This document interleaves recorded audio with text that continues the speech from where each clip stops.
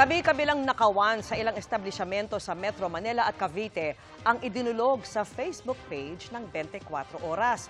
Nahuli kam ang krimen na ang target, cellphone ng mga biktima.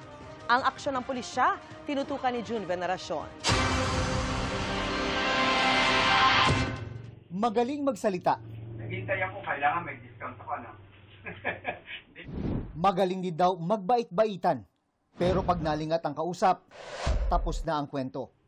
Cellphone ang madalas niyang punteriya sa maraming nabiktima sa Cavite at Metro Manila.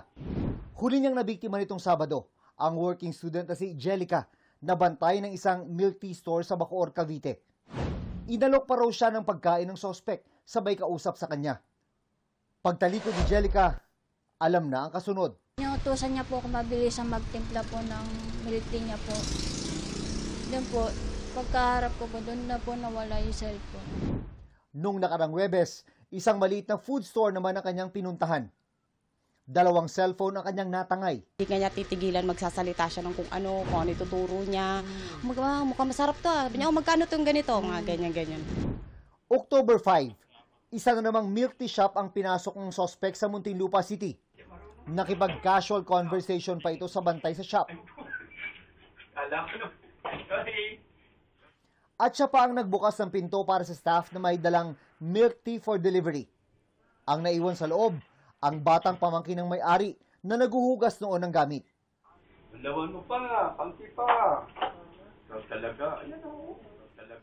Nang bakabuelo, kuha agad ang nakalapag na cellphone. Gamay na gamay niya kung anong gagawin niya po. Alam niya po talaga. Parang wala lang po sa kanya yung CCTV.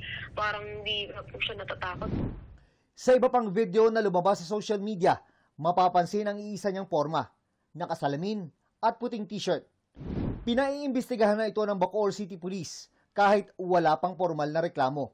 Ipinarating ko rin ito sa hepe ng NCR Police Office na maglulunsad daw ng manhunt. Makakaasa ang publiko na agarang action na ng pulis yan para matapos yan.